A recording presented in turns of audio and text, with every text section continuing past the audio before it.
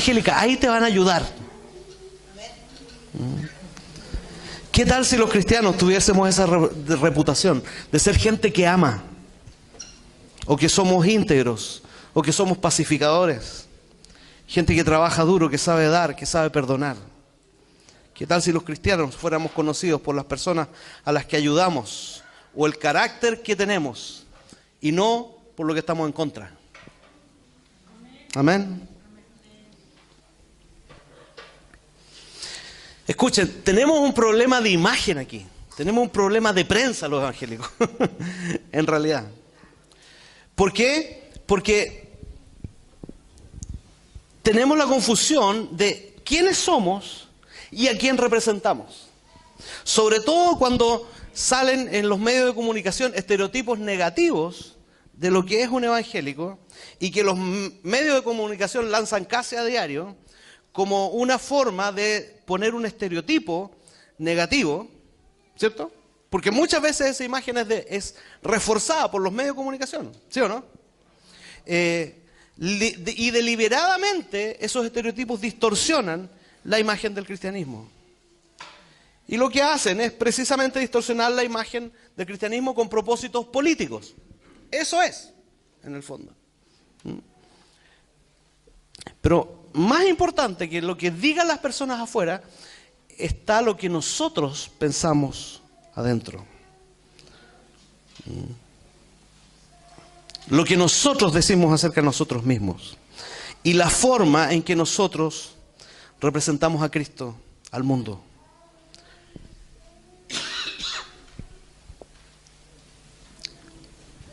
Y esto a mí me ha afectado mucho, el hecho de que han aparecido en los últimos meses gente cristiana que se deja usar por los medios de comunicación con un afán de notoriedad y el medio de comunicación con un afán de rating.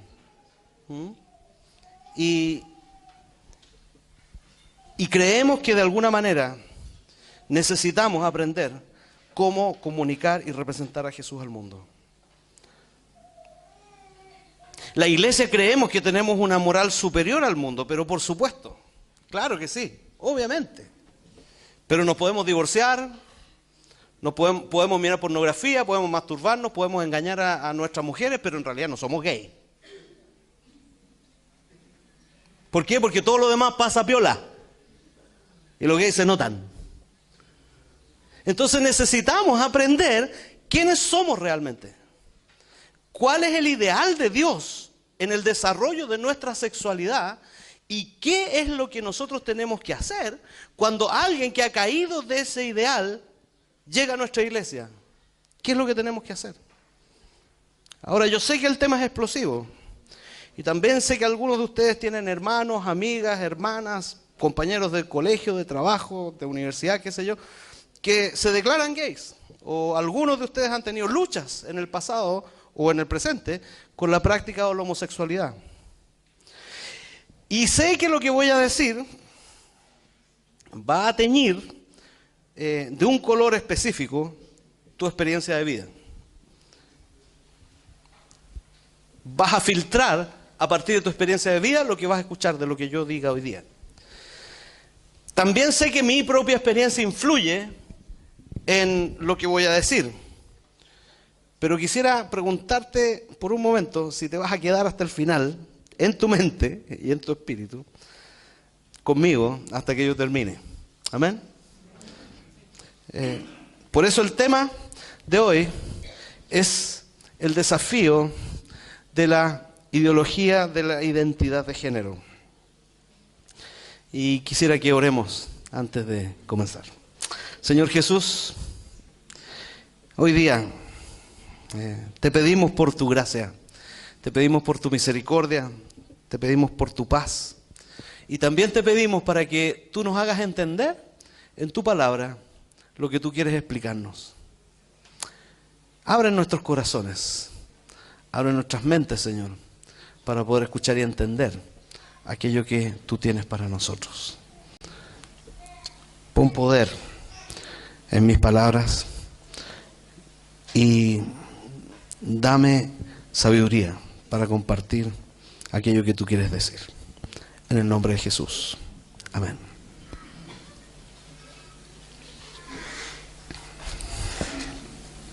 Este tema de la homosexualidad es muy explosivo. Como decía antes, agrupaciones como El Móvil, Iguales y todo esto están poniendo el tema en el tapete constantemente.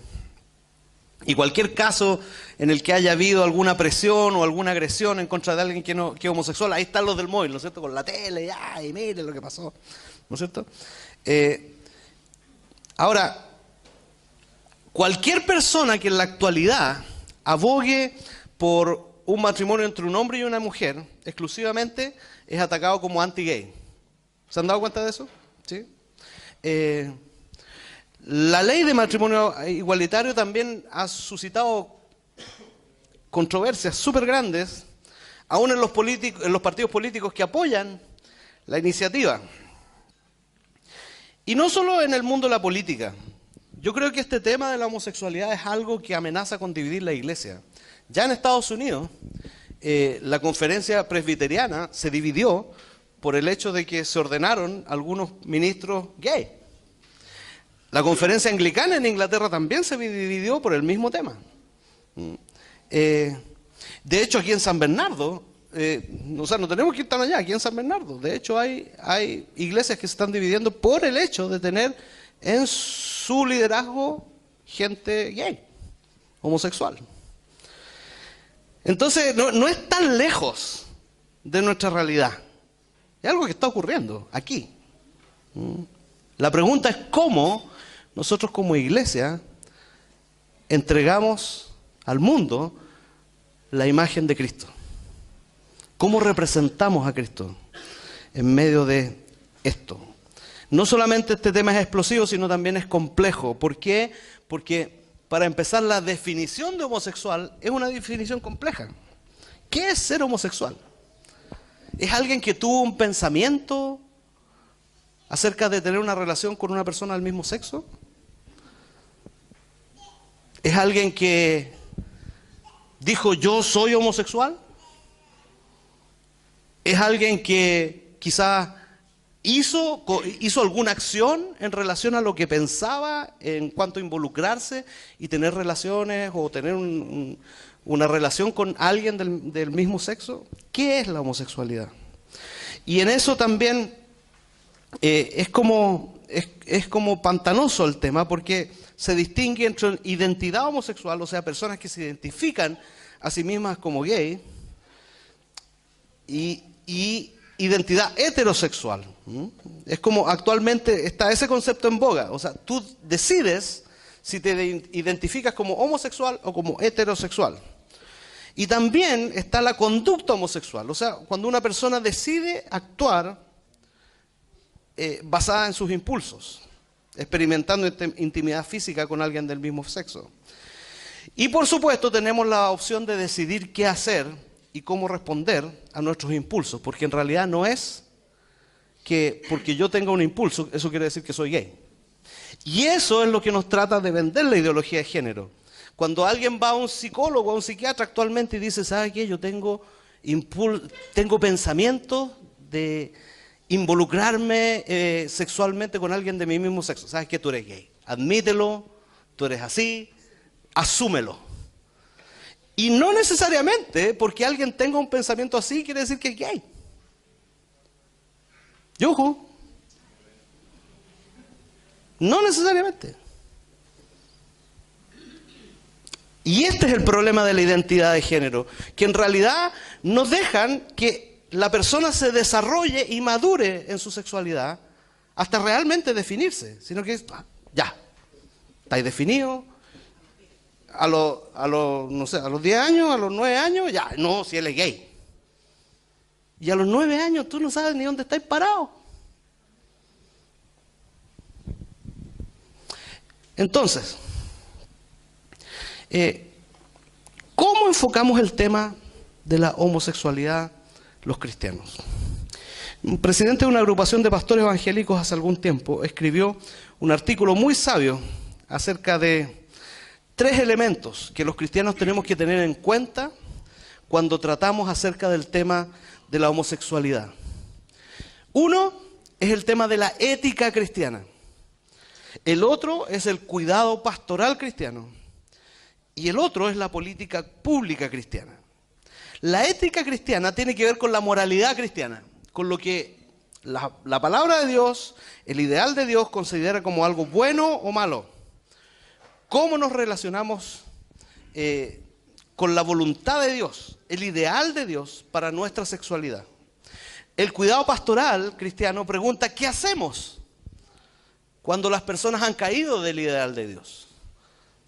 ¿Cómo nos relacionamos con las personas en esta instancia? Y por último, la política pública cristiana contesta la pregunta, es ¿cómo llevamos una voz cristiana a una sociedad pluralista donde mucha gente opera en otro trasfondo distinto al de nosotros? Porque hay muchas personas en nuestra sociedad que no confían en Jesús como un Salvador y no han recibido el perdón de sus pecados y el sacrificio de Cristo en la cruz. Por lo tanto, a ellos no les importa, en general, nuestro punto de vista. Perdón. ¿Cómo llevas la voz cristiana a una sociedad pluralista? Muchos te dicen, pero ¿sabes que lo único que tenéis que hacer es aplicar la Biblia? ¿Sabes que no es tan sencillo? No es tan sencillo leer un par de versículos y decir, no, sí, ahí está. No es tan simple. El asunto es mucho más complicado que eso. Lo que es posible, lo que es sabio, si lo vamos a hacer, si lo que vamos a hacer va a dañar nuestra causa de expandir el Evangelio o no. Eso complejiza mucho el tema. Por eso tenemos un asunto explosivo y complejo. También hay mucha controversia en cuanto a las causas anexas a la homosexualidad. Por ejemplo, y algo que yo he escuchado harto en estas semanas, ¿existe el gen gay? Yo lo discutí con un amigo comunista eso, hace pocos días atrás. ¿Existe el gen gay? Ahora, cachureando en internet, me metí a la página de la Fundación Iguales, y en Chile. Y ellos analizan varias propuestas científicas al respecto y concluyen, ahora estamos hablando de la Fundación Iguales, que respaldan la ideología de identidad de género, pero así, a ultranza. Ellos, después de un montón de estudios que exponen ahí en su página, dicen que llegan a la conclusión de que en realidad la genética no es un tema que determina la homosexualidad, sino que ellos le dan mucha más autoridad al ambiente. O sea que la sexualidad en general se construye socialmente. O sea que el ser de la sexualidad es algo que tú aprendes del medio. Y no es acerca de la genética. Esto lo dice la Fundación Iguales, ¿eh? No lo dice nadie vinculado a no sé, al bus de la libertad. Entonces, y es más, incluso para esta cosa del matrimonio homosexual, es más una pelea de los homosexuales más viejos. En general, los más jóvenes no están ni ahí con el matrimonio. Piensan que es una cosa patriarcal, que en realidad solamente oprime, etc. En realidad, esta es una pelea de los homosexuales más viejos y una lucha política, en el fondo. Piensan que la homosexualidad es algo que se elige, y ahora esta ley de identidad de género que buscan aprobar viene a afirmar eso.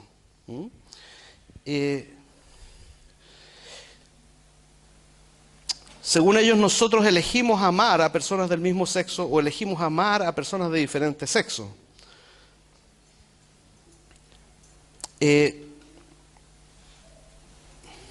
Nuestra sexualidad, independiente de la conclusión que haya llegado Iguales, podemos entender, sí, que nuestra sexualidad es altamente maleable, es altamente dúctil, tiene componentes culturales y que sin duda la determinan. Por ejemplo, déjenme darles una estadística. Las mujeres que tienen estudios universitarios tienen, según esta estadística, tienen 9 veces más posibilidades de definirse a sí mismas como lesbianas que una mujer que no tiene estudios universitarios. Y esto es una estadística. ¿Por qué? Porque la sexualidad se desarrolla en un contexto cultural.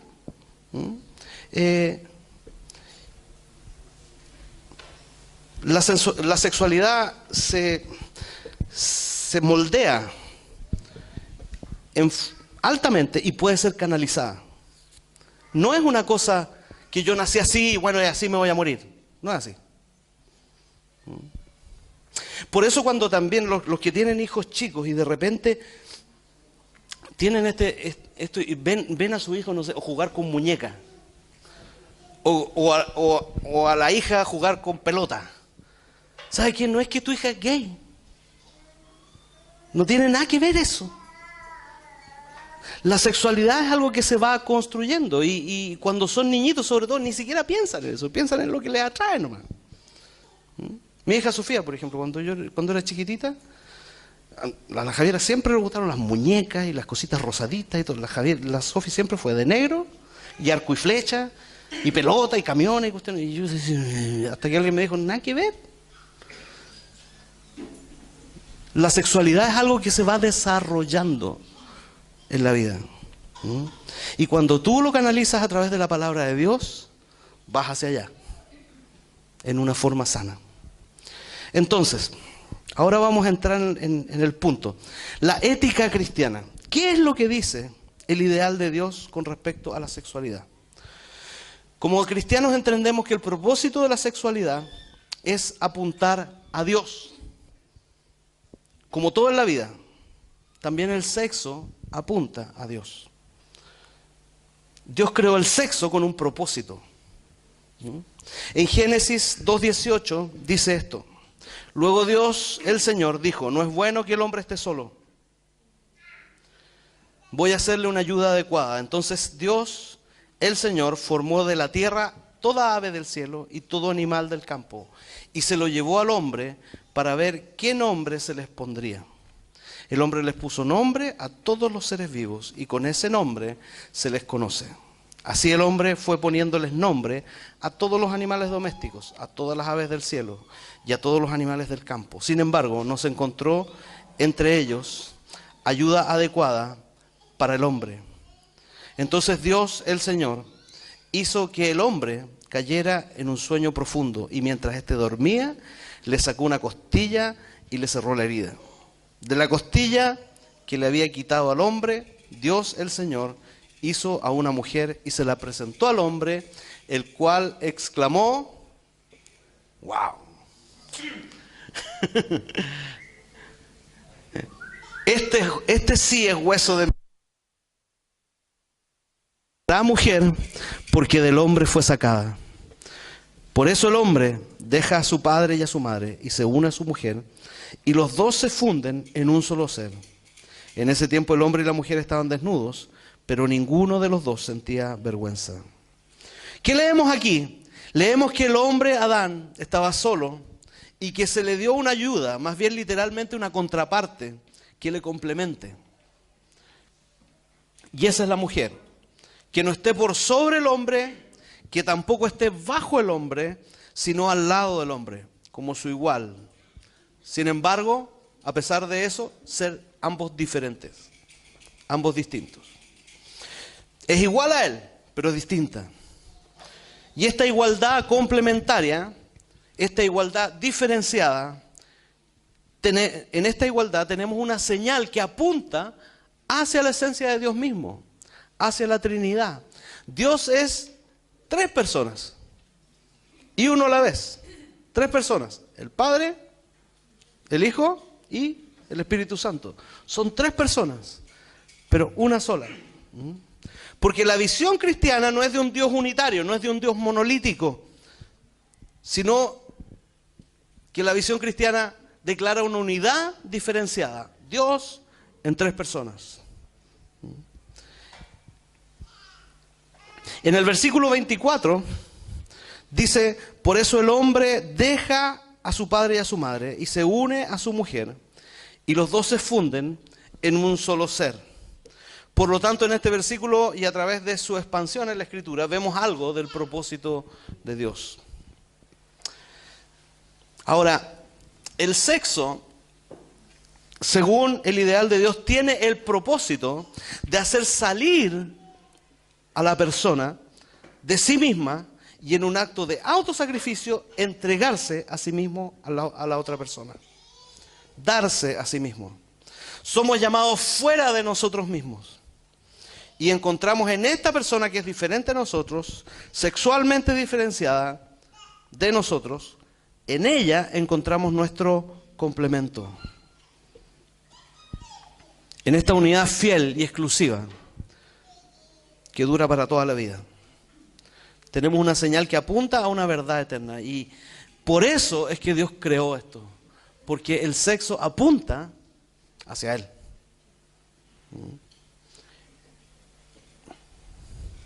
San Pablo dice esto en Efesios capítulo 5, versículo 31. Dice, por eso dejará el hombre a su padre y a su madre y se unirá a su esposa y los dos llegarán a ser un solo cuerpo. Y esto es un misterio profundo, dice. Y esto me vuelve loco. Dice, yo me refiero a Cristo y a la iglesia. Cuando el hombre y la mujer se funden en el acto sexual, dice que eso es una expresión del amor de Cristo por su iglesia. La unidad en el matrimonio refleja la unidad de Cristo y el amor de Cristo, ¿por quién? Por su iglesia. Por eso el matrimonio no es para que te hagas feliz. El matrimonio no es para que tengas relaciones sexuales sin pecar. El matrimonio no es para que tengas hijos. El matrimonio es para reflejar el amor de Cristo por su iglesia. ¿Qué quiere decir esto? ¿Qué quiere decir esto? Que cuando personas conozcan a Marcos y la Vilma y digan, wow, ¿cómo ama a este hombre, a esta mujer?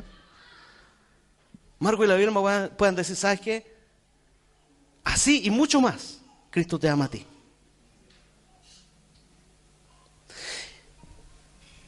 El matrimonio fue creado para tener esperanza, queridos y queridas.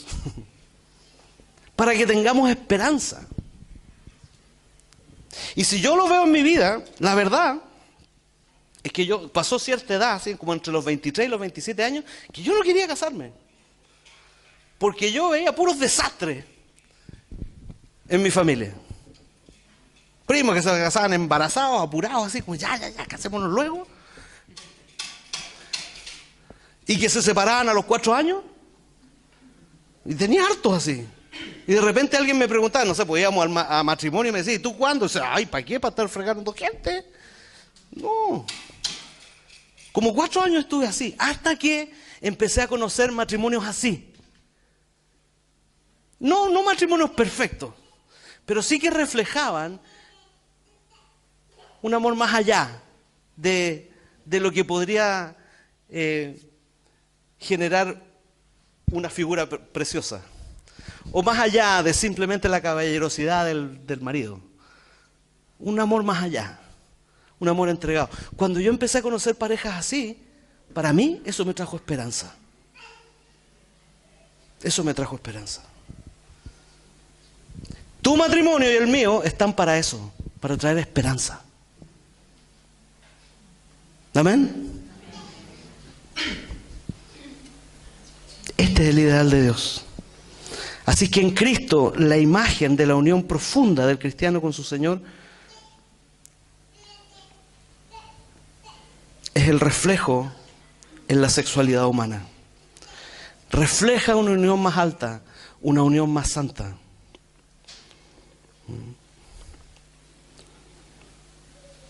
Ahora, por supuesto, esta señal, este reflejo ha sido torcido en la actualidad. Y en el siglo XXI vemos una distorsión del sexo en todo lugar. La sexualidad ya no apunta a Dios, la sexualidad apunta lejos de Dios. C.S. Lewis en su libro Cristianismo y nada más señaló el punto de vista original y tradicional del cristianismo en cuanto al sexo. Dijo, no hay forma de escapar. La regla cristiana es, o estás casado y guardas completa fidelidad a tu pareja, o practicas la abstinencia total. Punto. Como dicen los jóvenes ahora, corta. O estás casado y guardas fidelidad, o abstente sexualmente. Eso es el ideal de Dios. Y eso ha sido así por más de 2000 años. Y desde esta perspectiva es como funciona el ideal cristiano de la sexualidad. Desde ahí.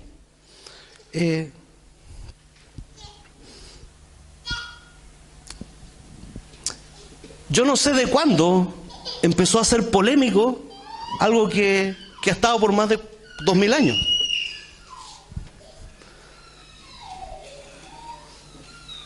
El dicho polémico es que el matrimonio tiene que ser entre un hombre y una mujer. El dicho polémico es que a mi hijo lo crío yo, no lo cría el Estado. Eso nunca ha sido polémico. Por los medios de comunicación nos hacen pensar de que ¡guau! Éramos todos unos primitivos. Pero no es así. Es lo que Dios ha hecho por 2000 años. Y esta perspectiva está siendo cada vez más rechazada por los medios. ¿Quieres decir algo? Venga.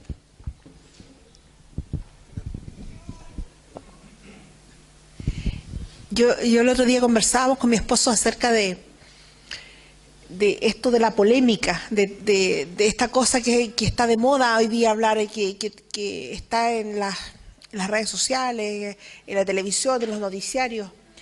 Y como que si queremos realmente ser una sociedad desarrollada, un país moderno, un país que es de los más avanzados, tenemos que hacer lo que otros países hacen. Y yo miraba yo creo que en menos de 2 semanas, la celebración del Día del Orgullo Gay en España. No sé si alguien vio esa noticia. Donde salen todos a la calle y hacen un carnaval como el de Río. Y todos celebran en la calle el derecho a la igualdad de género. Eso es lo que pasa en España.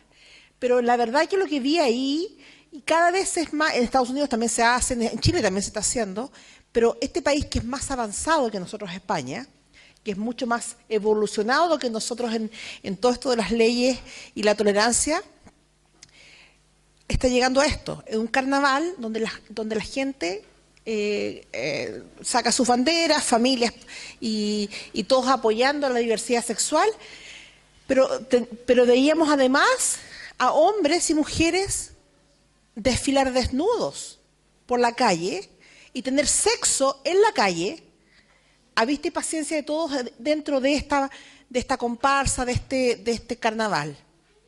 ¿Es eso lo que queremos para nuestro país? ¿Es eso a lo que apuntamos con ser un país más moderno, más tolerante? ¿Realmente los chilenos queremos ver eso en nuestras calles? Yo creo que no. Yo creo que si nos preguntaran en un plebiscito, la mayoría de los chilenos no quieren eso. Es un grupo de personas que exige un derecho y nos hace pensar que todos queremos lo mismo. Y vamos como corderitos detrás, todos diciendo sí, en realidad, y los chiquillos en el colegio, y los chiquillos en la universidad, como que se sienten callados de boca por los argumentos tan elaborados de un grupo pequeño.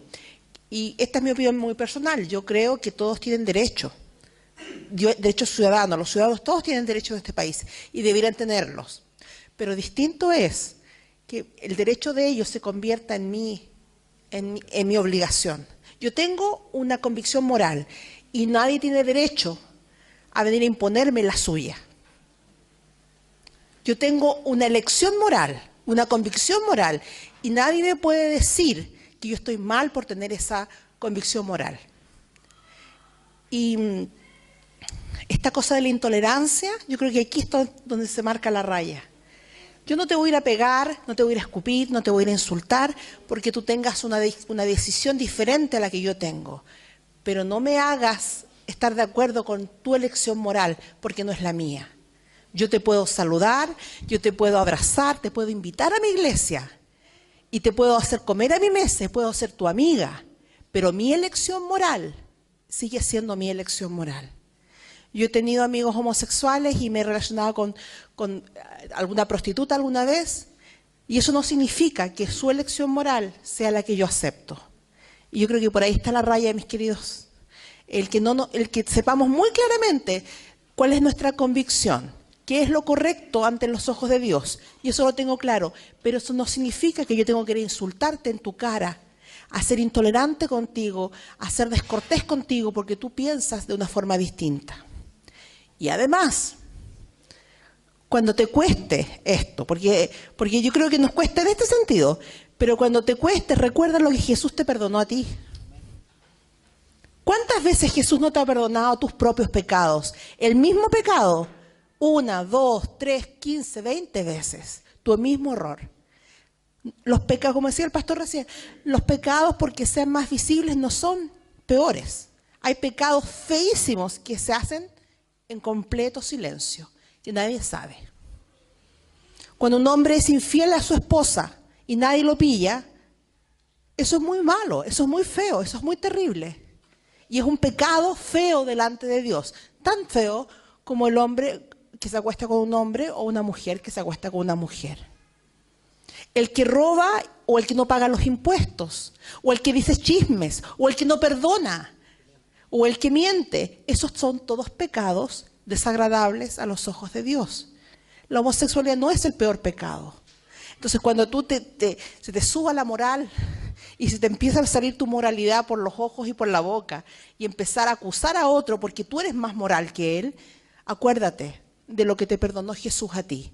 Porque Jesús a ti y a mí nos ha perdonado muchos pecados y nos ha llamado a la compasión y no al juicio.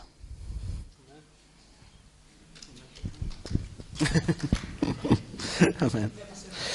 Como pastor cristiano ya llevo 11 años aquí como pastor titular en la Viña de San Bernardo y les puedo decir lo siguiente: la sociedad se está acercando cada vez más a un abismo de quebrantamiento sexual profundo.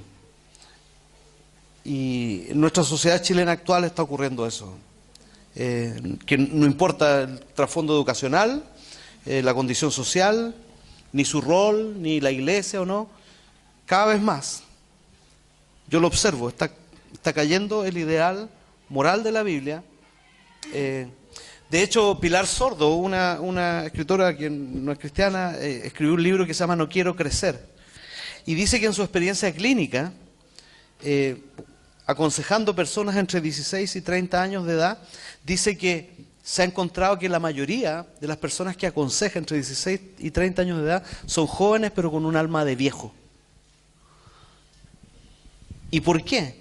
Porque dice que antes de los 30 años han experimentado tanta cosa, han hecho tanto desastre con su sexualidad, que al final es como que llegan a un punto cuando llegan al punto de tratar de como salir o tener una conducta un poco más recta, no saben qué es lo bueno y qué es lo malo, andan súper distorsionados y súper como desorientados.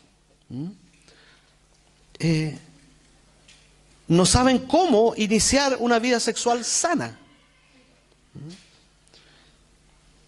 Históricamente hay 7 versículos en la Biblia que los cristianos reconocemos, hemos identificado como que señalan la prohibición de la práctica homosexual. La Biblia no dice mucho acerca de la orientación homosexual o la identificación como homosexual o heterosexual, pero estos son temas que habla la Biblia, pero no acerca de la orientación, sino más bien acerca de la práctica homosexual. De eso habla la Biblia.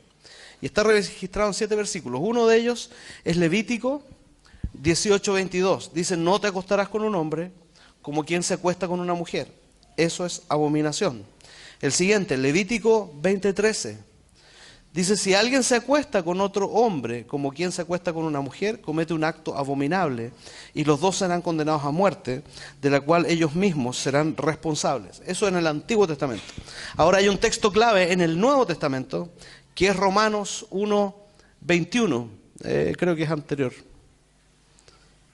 Romanos 1:21 dice: a pesar de haber conocido a Dios, no lo glorificaron como a Dios, ni le dieron gracias, sino que se extraviaron en sus inútiles razonamientos, y se les oscureció su insensato corazón.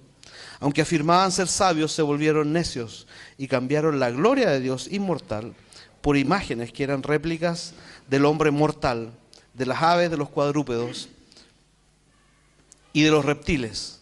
Por eso Dios los entregó a los malos deseos de sus corazones, que conducen a la impureza sexual, de modo que degradaron sus cuerpos los unos con los otros.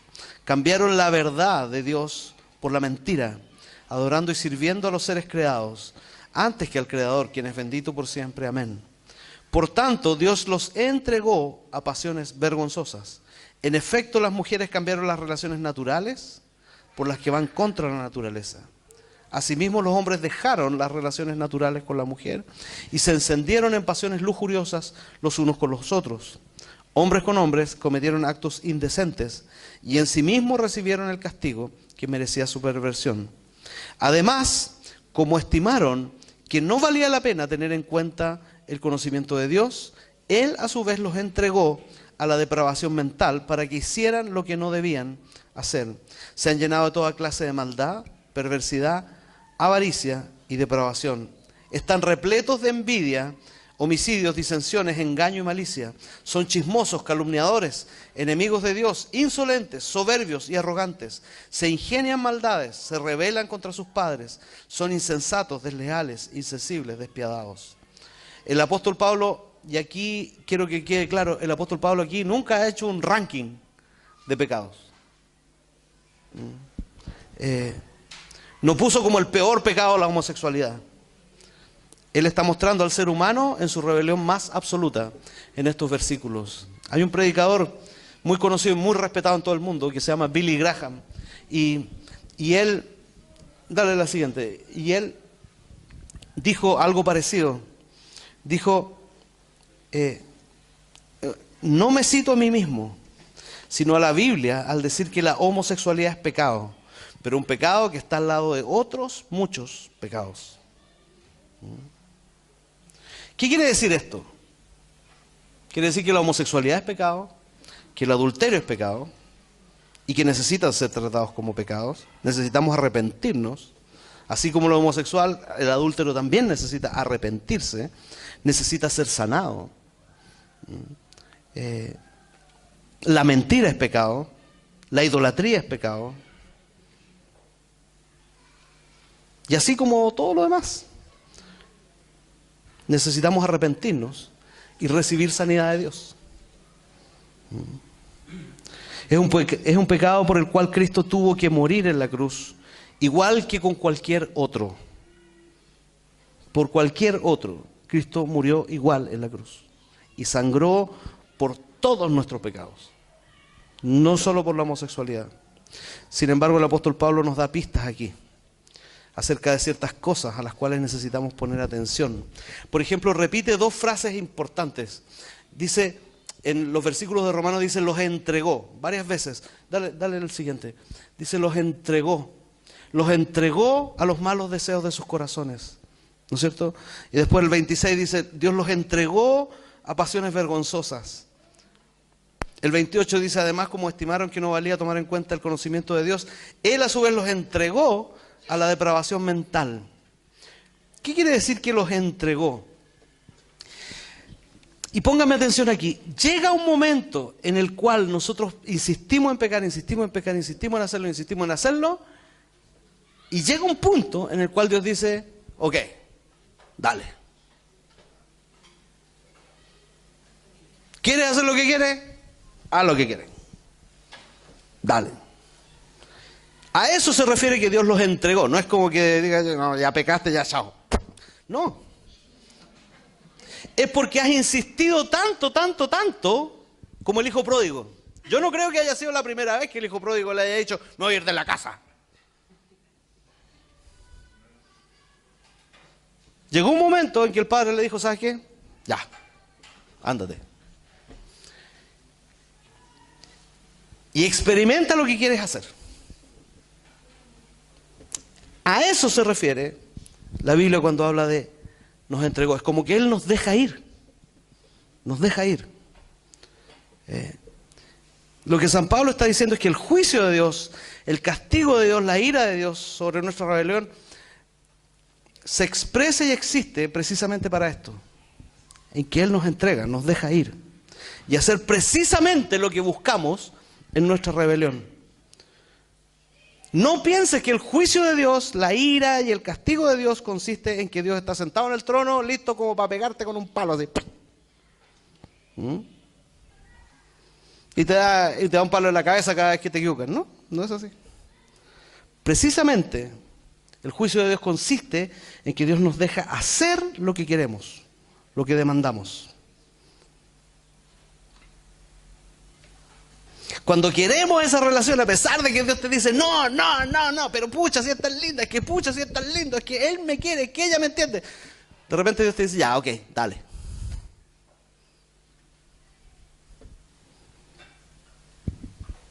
¿Quieres meterte droga en tu organismo? Dale.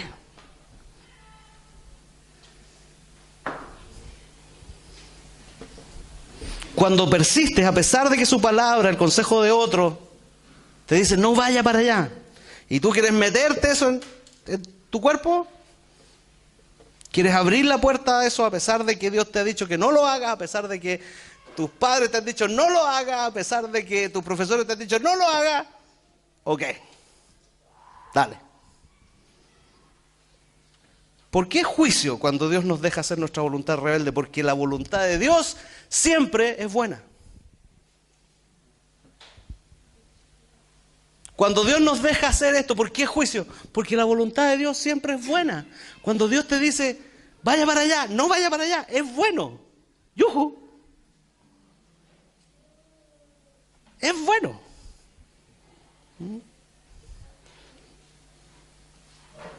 Quiero darte una vida gozosa, dice Dios. Quiero darte una vida bendecida. Quiero darte una vida que puedas disfrutar. Pero si tú no me crees y piensas que tú tienes una mejor idea, un mejor plan para tu vida, Dios dice, te doy la libertad de que te rebeles contra mí.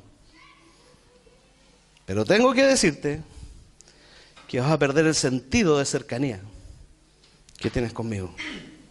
Y si persistes en ello, vas a percibirme cada vez menos. Y de repente vas a pensar que yo no existo.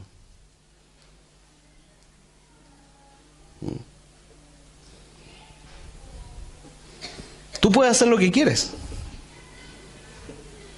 Pero en eso puede que me pierdas a mí, dice el Señor. Puede que ya no me puedas oír.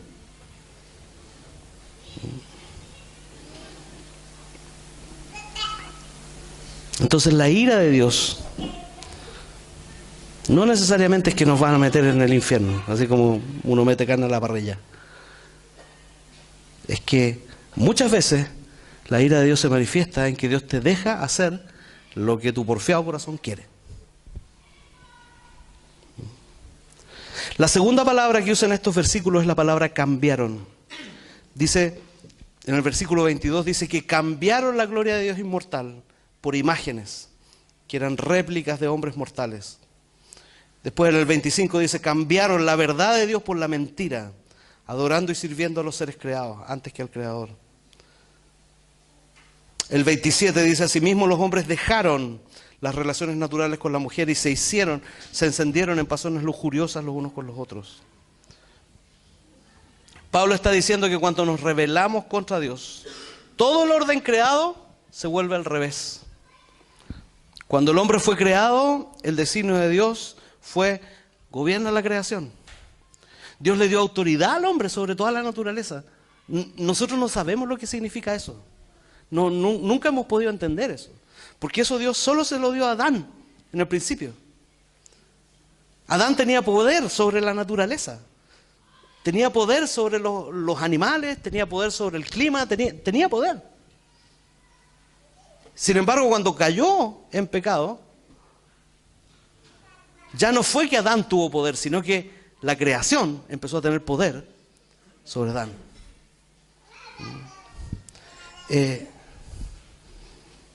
Bajo el pecado la creación domina al hombre. Y por eso el hombre empezó a adorar imágenes de criaturas y animales de todo tipo. Y en lugar de encontrar deleite y placer en alguien que es nuestra contraparte, buscamos placer en quien es exactamente igual a nosotros. Cuando decidimos dejar a Dios de lado, la sexualidad también se vuelve al revés. Así que ahí estamos. Ese es el ideal de Dios. Ahora, vamos a lo siguiente. El cuidado pastoral cristiano. Aguánteme un poco, aguánteme, pero escúcheme.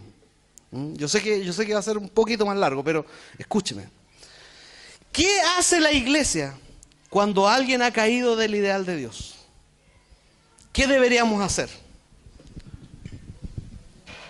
Es lo mismo en el trabajo, en el colegio, en la universidad. El apóstol Pablo nos da la estrategia. 1 Corintios 13, ¿qué dice? El amor nunca deja de ser. ¿Pueden repetir eso? El amor nunca deja de ser. Me gusta en francés. Repitámoslo para los amigos haitianos. Los haitianos repítanlo conmigo. 1, 2, 3. L'amour n'aura pas de fin. ¿De fin? No fin, fin. Ok. L'amour n'aura pas de fin. De fin. De fin.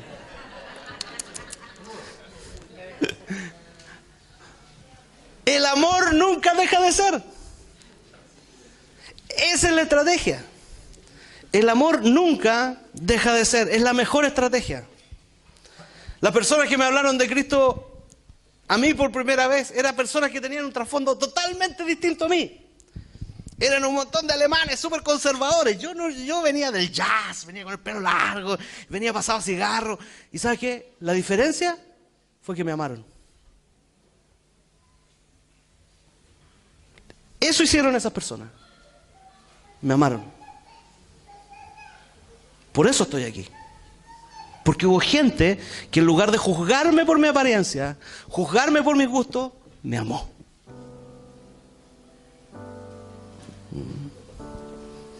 La iglesia debe ofrecer amor. Lo voy a repetir otra vez. La iglesia debe ofrecer amor. El amor nunca deja de ser. Es la mejor estrategia. Si tienes algún amigo, no sé, en alguna secta, en lugar de decirle, claro, tú estás en esa, ¿sabes? Ofrece amor. Ofrece amor. Esta es la estrategia. Ahora tú me puedes decir, pero es que cuando se trata de un homosexual como que me da cosa. Es que son tan amanerados. Es que cómo se visten. Es que cómo hablan. Es que... ¿A alguien le ha pasado eso alguna vez? No, mire, aquí nadie lo va a filmar. ¿Le ha pasado eso que se siente así como medio... ¿Sí? ¿Le ha pasado? Ya. O a mí nomás. Me ha pasado, ya. A mí me ha pasado. A mí me ha pasado. Ahora... Francamente, a mí en realidad no me gusta relacionarme con un hombre afeminado, con una mujer amachada, no sé, no todos les gusta eso. Sin embargo, y es más, o sea, a veces en esas marchas gay, no sé si han estado alguna vez o las han visto, es como que provocan esa cuestión. Pero ¿saben qué? C.S. Lewis, en uno de sus libros, tiene una frase que siempre al leerla me impacta. Dice así: C.S. Lewis, un gran escritor del siglo XX cristiano, dice: existe una persona que yo amo entrañablemente, aunque no me gusta lo que hace. Existe una persona que yo acepto y hacia la cual tengo un gran afecto, a pesar de que sus acciones y actitudes me causan asco. Y esa persona soy yo. Tú has sabido vivir contigo toda tu vida, a pesar de que has hecho cosas repulsivas. Tú has sabido vivir contigo toda tu vida y te has amado a ti mismo, a pesar de que has hecho cosas vergonzosas. ¿Cierto? Tú conoces mejor tu corazón que nadie. Y sabes lo que hay en tu corazón. Y sabes que muchas veces tus pensamientos son absolutamente horribles. Sin embargo, te has aprendido a amar. Y eso es lo que dice el segundo mandamiento. Ama a tu prójimo como a ti mismo. Así como tú te amas a ti mismo, a pesar de que te dan asco ciertas cosas que dicen, pero si te las has arreglado para amarte, ¿sabes qué? Dios te dice, así ama a los otros.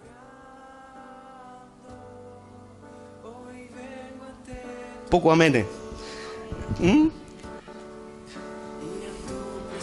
Has aprendido a vivir contigo mismo, a pesar de todos tus pecados, a pesar de todos tus errores. ¿Sabes qué? Así dice Dios. Ámales. Ámales. Has sabido perdonarte a ti mismo. Perdónales.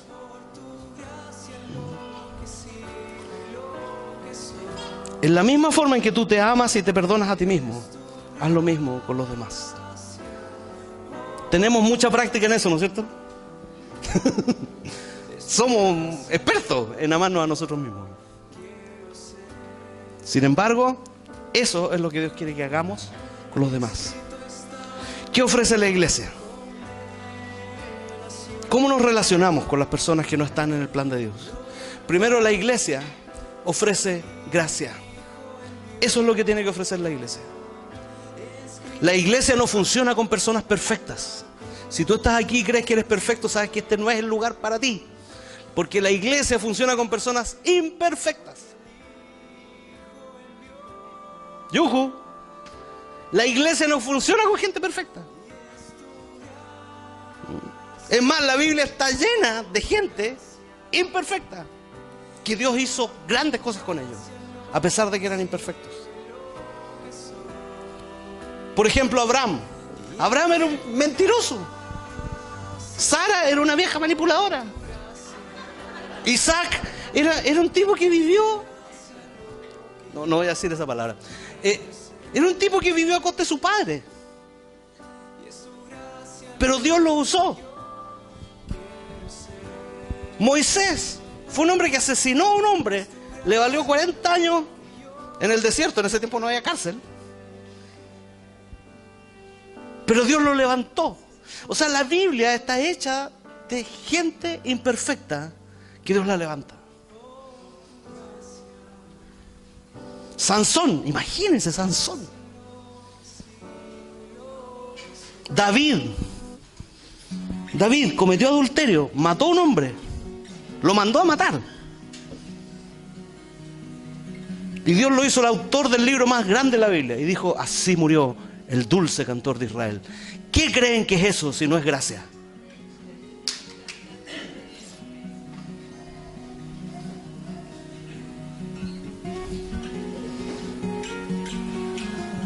Dios puede transformarnos en recipientes de su gracia a todos. La iglesia tiene que ofrecer gracia. ¿Qué otra cosa ofrece la iglesia? Ofrece comunidad. La iglesia, ¿saben qué? Ha hecho el matrimonio como la gran cosa que hay que hacer en la vida. Si uno no está casado, es como que anda como bola guacha en la iglesia. ¿Saben qué? No tiene que ser así. La iglesia ofrece comunidad. Y para todo el que se siente solo, para todo el que busca compañía, la iglesia tiene que ofrecer comunidad. La iglesia tiene que llorar con los que lloran, tiene que gozarse con los que se gozan. Todos necesitan un amigo. ¿Sabes qué? En esta iglesia hay niños que este fin de año van a tener su licenciatura y sus padres no van a ir. ¿Quién debería estar ahí?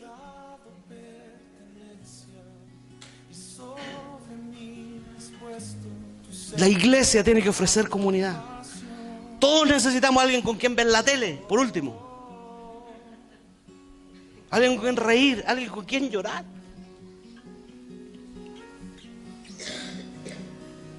Algo que escape nuestra soledad. ¿Saben qué? Yo estando en momentos en los cuales me he sentido muy solo, simplemente con estar en la casa de alguien más, algo de consuelo viene al corazón.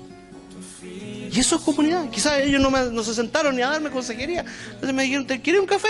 Ya, la galletita, ya. Y ¿sabes qué? Para mí fue el lugar más a salvo que podría estar en la tierra en ese momento. La iglesia está para ofrecer gracia y para ofrecer comunidad.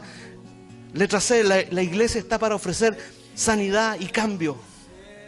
Muchos de los defensores de la homosexualidad dicen, pero no necesitamos cambio. Ahora, esto no es exclusivo para homosexuales. Todos necesitamos cambio. La iglesia ofrece esperanza de sanidad y ofrece esperanza de cambio.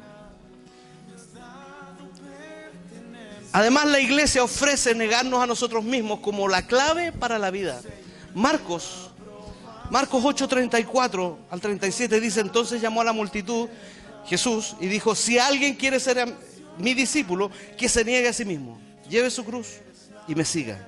Porque el que quiera salvar su vida, la perderá. Pero el que quiera, pero el que pierda su vida por mi causa y por el evangelio, la salvará. ¿De qué sirve ganar al mundo si se pierde la vida? La clave para vivir es decir no.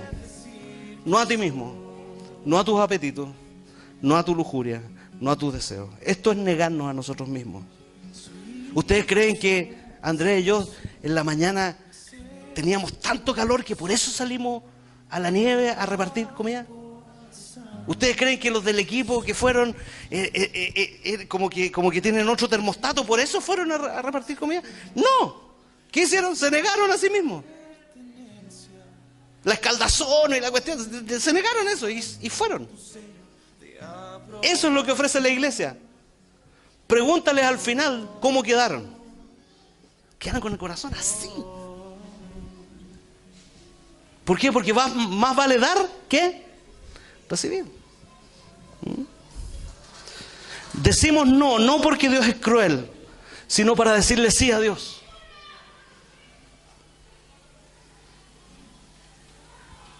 Decimos no, no porque Dios es cruel, sino para decirle sí a Dios. Y por último, la política pública cristiana. Quiero leer un salmo, y esto es una palabra muy rema para nosotros hoy día. Salmo 137, 1 y 2. Dice así: junto a los ríos de Babilonia nos sentábamos y llorábamos al acordarnos de Sión. En los álamos que había en la ciudad colgábamos nuestras arpas. Este es un salmo que fue escrito en el exilio babilónico. Los israelitas fueron exiliados a Babilonia. Su país fue devastado, desbancaron a sus reyes y los enviaron como esclavos a la civilización más importante de esa época, que era la civilización babilónica bajo el rey Nabucodonosor.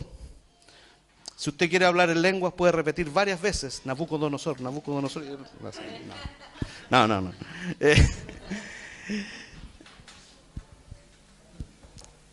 Y se lamentaban. ¿Y saben qué? De repente, mirando las redes sociales, pienso que eso está haciendo la iglesia en estos momentos. Está lamentando. Así como: qué terrible la sociedad. Qué terrible cómo nos denostan. Qué terrible cómo nos desprecian. Qué terrible cómo nos ridiculizan. ¿Sí? Es cosa de ver Facebook. Un par de evangélicos y ya la tenéis clara. Y es como lloran. Ahora, es lógico. No me estoy riendo de eso. Simplemente es lógico que estemos pasando por eso. Sin embargo, creo que no estamos viendo algo importante. ¿Por qué pareciera que tiene más repercusión el lobby gay que los partidarios de los valores cristianos? Porque casi por 5 décadas, quizá más, a los evangélicos se les dijo: no estudie porque la letra mata. ¿Por qué los políticos votan más en contra de Dios que a favor de las leyes de Dios? Porque hace por lo menos 30 años se les dijo a los cristianos que si se metían en política eran comunistas.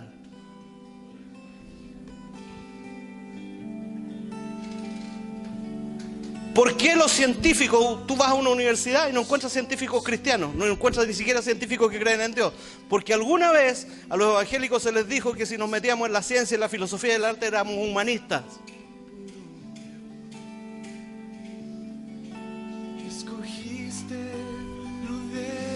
¿Por qué hay tantos sociólogos ateos, socialistas? Porque ¿saben qué? A nosotros se nos dijo, a los evangélicos, si nos metíamos a ayudar a los pobres, éramos socialistas o católicos. Ustedes me pueden corregir si es mentira lo que estoy diciendo. Pero por décadas ha pasado esto. ¿Por qué en las comunicaciones se favorece? Hay una dictadura de las comunicaciones en contra de todo lo que sean los valores cristianos. ¿Saben por qué? Porque a nosotros se nos dijo que si nos metíamos en las comunicaciones era mundano. Y saben, quiero decirles, jóvenes, y por eso quería que los jóvenes estén aquí, necesitamos gente cristiana en las comunicaciones. Necesitamos médicos cristianos, pero cristianos con pantalones, con calzones, Necesitamos animadores cristianos. Necesitamos directores de cine cristianos. Necesitamos políticos cristianos. Necesitamos filósofos cristianos. Necesitamos escritores cristianos. Necesitamos columnistas de prensa cristianos. Necesitamos ingenieros cristianos. Necesitamos bioquímicos cristianos. Necesitamos físicos cristianos. Necesitamos gente cristiana. ¿Por qué? Porque un tiempo la iglesia dejó ese lugar. Y por el hecho de haberlo dejado, lo tomaron otros. Y hoy día el llamado no es, ay, defendámonos los gays. ¿Sabes qué?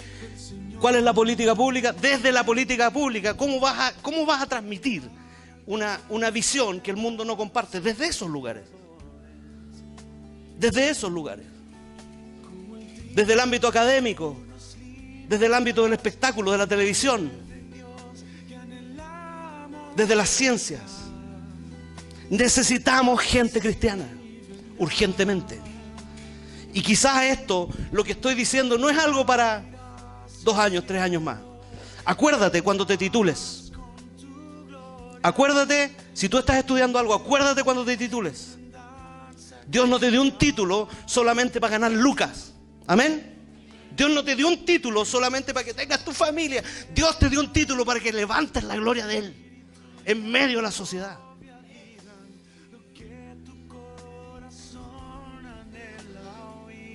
Se nos dijo que no le prediquemos a los ricos porque es tan difícil que un rico entre en el reino de Dios. Y ahí estamos. Necesitamos gente que llegue a estos lugares de influencia. Necesitamos gente que tenga una visión de reino. ¿Serás tú? ¿Seré yo?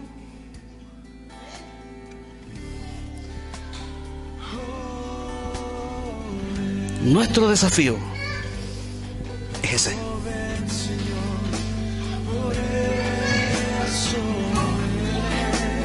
Necesitamos gente que levante la bandera de Cristo. Gente como esta mujer que apareció en la tele ahora esta semana. ¿Cómo se llama? Marcela Aranda. Que no le tema a las bravuconadas de los políticos ni de los lobistas.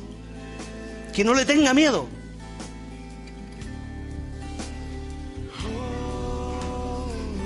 Yo quiero ver periodistas cristianos. Yo quiero ver animadores cristianos.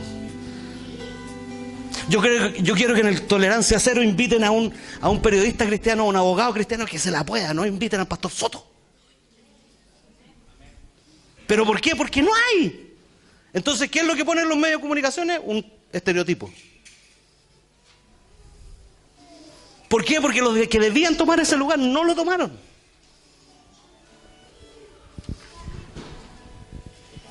Tengo una idea que estoy conversando con algunos jóvenes. Ahora en agosto sale la papeleta para las votaciones de noviembre.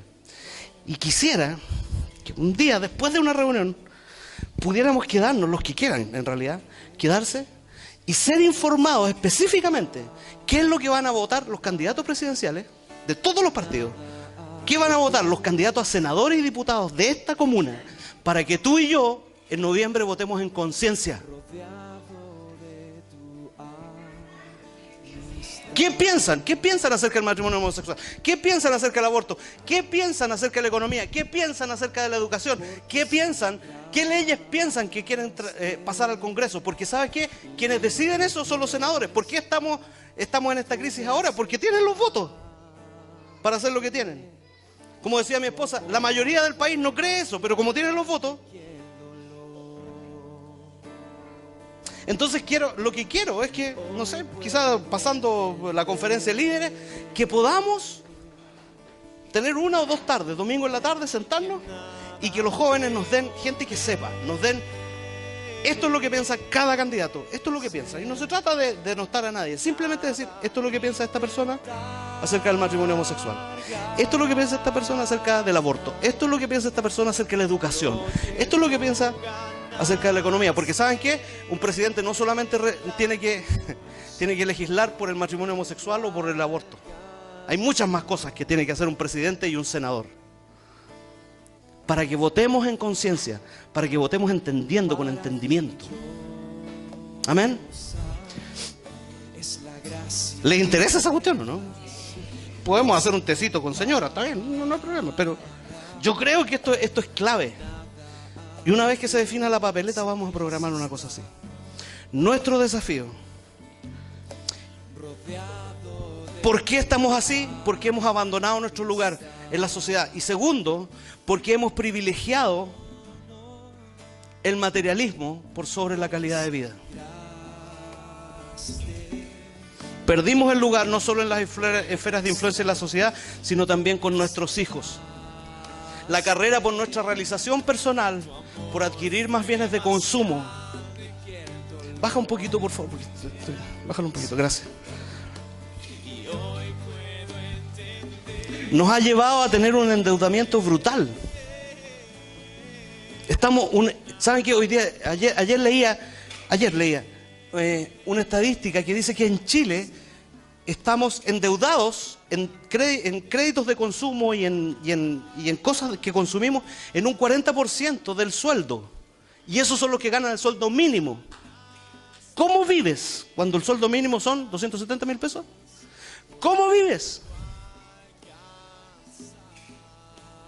Si a 270.000 pesos tienes que pagar el 40% en deuda.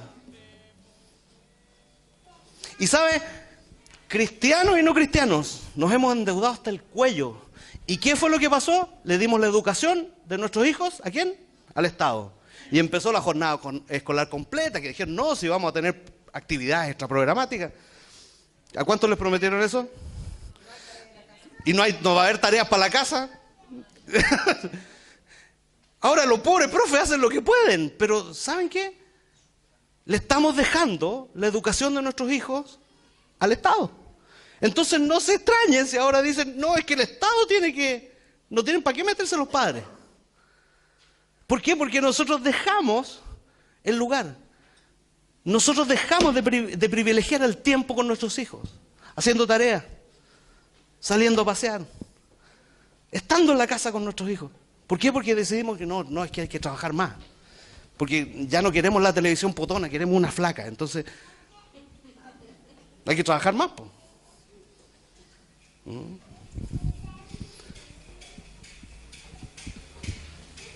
Hemos dejado de buscar el reino de Dios. Y Mateo 6:33 dice, busca primeramente el reino de Dios. Cuando tú trabajas y trabajas y trabajas para pagar deudas de consumo, ¿sabes qué? En eso pierdes a tus hijos. Y sigues trabajando, y sigues trabajando, y sigues trabajando, y 2 trabajos, y dele. ¿Sabes qué? Ahí vas a perder a tu familia. Y ahora apoyamos a mi hijo, lo educo yo. ¿Realmente quieres educar a tus hijos? Porque eso significa de que tus prioridades en la vida, mi hijo, mi hija, van a tener que cambiar.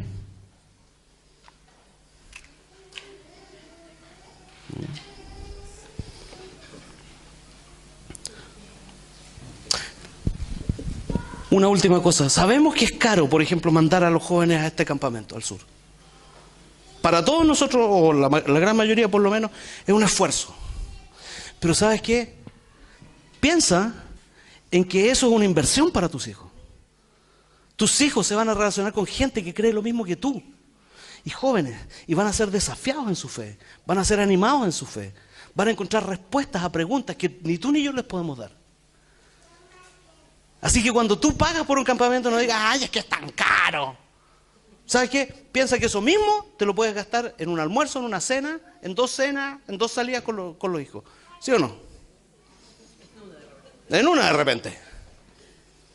Una salida a Fantasilandia. Yo no sé, yo no he ido a Fantasilandia, no sé cuánto cuesta. Pero, ¿eh? 13.000, ya. 13.000 por cabeza. El papá, la mamá, los 2 cabros chicos. El almuerzo. ¿Te das cuenta? Entonces, ¿cómo nosotros podemos pensar realmente en privilegiar la calidad de vida de nuestros hijos, en realmente sembrar algo positivo en nuestros hijos, en lugar de tenerlos en la casa mirando el celular? Llévelos al campamento. Mándelos con gente que los va a desafiar y que les va a hablar acerca de Dios, de lo que tú crees. ¿Qué tiene más valor? Privilegia tu familia, privilegia tu fe. ¿Sabes que cuando hay feriado no te vayas a la playa? ¿Sabes que a veces vamos a la playa, el puro viaje, llegáis muertos? Volví de vuelta, ay, que estoy tan cansado que manejé. Y el taco. Privilegia tu fe, privilegia crecer en la palabra, privilegia estar aquí con tus hermanos, privilegia lo que te beneficia. No que ay, que estoy tan cansado. Pégate una siesta el sábado en la tarde, pero ven el domingo. Poco amenes, pero piénsenlo, porque finalmente esas decisiones son las que nos llevan a donde queremos llegar o no. Amén. No estaba enojado, los quiero mucho, pero necesitaba transmitirles un poco la urgencia de lo que estamos enfrentando en nuestro país. Quiero pedirles que se pongan de pie, por favor.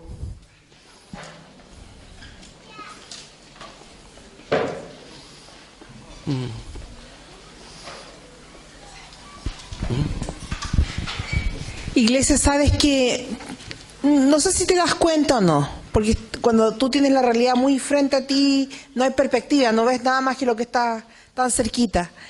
Pero a ti y a mí, a nosotros, la Viña de San Bernardo, nos conocen.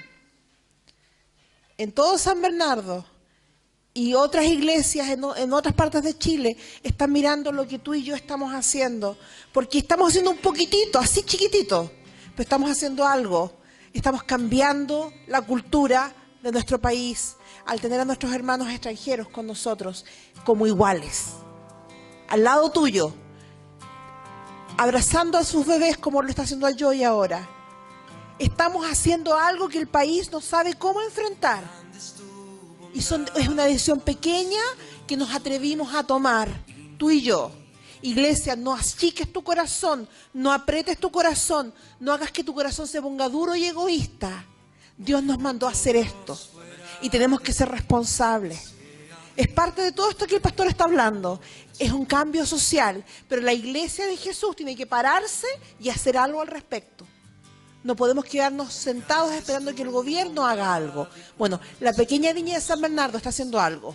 Está compartiendo su comunidad de fe para dar un lugar de igualdad y de equidad para todos los ciudadanos que están viviendo en este país hoy día, chilenos y extranjeros, y que nuestros nuevos chilenos vivan como nuevos chilenos. Estos bebés que andan corriendo por aquí o que están llorando porque tienen hambre y es hora de la papa, son chilenos. Y ellos merecen los mismos derechos que tus hijos y mis hijos, son nuestros hijos. Y por ellos estamos haciendo todo esto. Chiquillos extranjeros, haitianos y el resto de sudamericanos, abrimos nuestra iglesia con este corazón para hacer justicia, para hacer lo que Cristo nos ha llamado a hacer. Iglesia, no cierres tu corazón, no cierres tus oídos cuando el Señor nos llama a hacer lo que es importante y que es un cambio social. Estamos haciendo un cambio social. Les quiero decir algo, y esto siento en mi espíritu muy fuerte, porque ahora estamos viendo esto y lo estamos haciendo con libertad, pero probablemente en los años que vienen los inmigrantes se van a ser usados como bandera política. Tengan cuidado.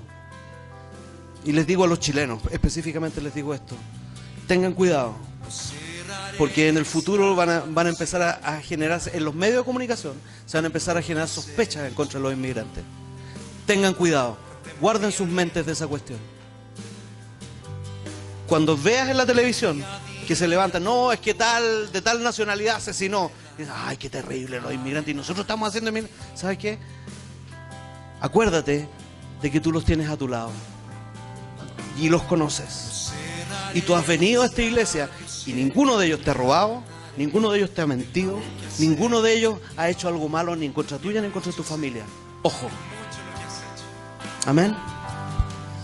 Y mantengámonos firmes en lo que Dios tiene para nosotros. Oremos. Gracias, Señor. Qué bueno es ser parte de la Viña de San Bernardo, Señor. Qué bueno es ser parte de esta iglesia, Señor. Yo te doy gracias por esto. Agradécele al Señor por tu iglesia. Tenemos defectos, sí los tenemos, estamos claros. Pero agradecen, Señor, porque esto es un espacio de libertad, este es un espacio de paz. Este es un espacio en el cual podemos ser recibidos y amados, así como somos. Yo pido, Espíritu de Dios, de que podamos recuperar este lugar que necesitamos en la sociedad, con nuestros hijos, Señor. Que esto a mis hijos lo educo yo, no sea un eslogan nomás, sino que literalmente tengamos un espacio en el corazón de nuestros hijos.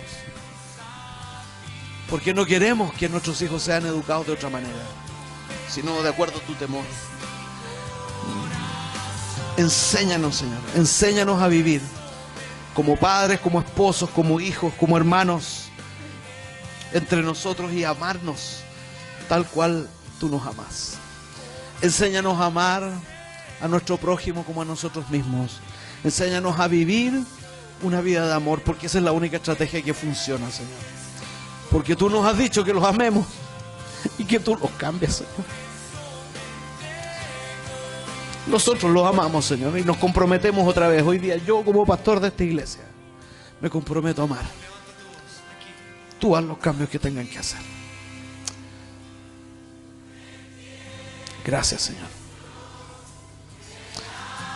Bendícenos en el nombre de Jesús. Amén. Quiero que oremos por los jóvenes que van a ir al campamento. Si están los jóvenes ahí, levanta tu mano. Levanta tu mano si tú vas al campamento. Eso, levanta tu mano. Si tú vas a ir al campamento, levanta tu mano. Si hay algún joven cerca, pon tu mano sobre él, sobre ella. Y ahora, Señor, en el nombre de Jesús, bendecimos a nuestros jóvenes que van a ir al campamento. Bendícelos, Señor. Que este tiempo sea un buen tiempo para ellos, Señor. Protégelos en el viaje. Y que vuelvan, Señor, felices, trayendo tu antorcha, Señor. Cambia las vidas, Señor. Renuévales. Hazles hombres y mujeres tuyos, Señor. Y enséñales cómo entrar en esta sociedad con tu bandera. En el nombre de Jesús. Amén. Chiquillos, chiquillas, que Dios los bendiga. Buena semana.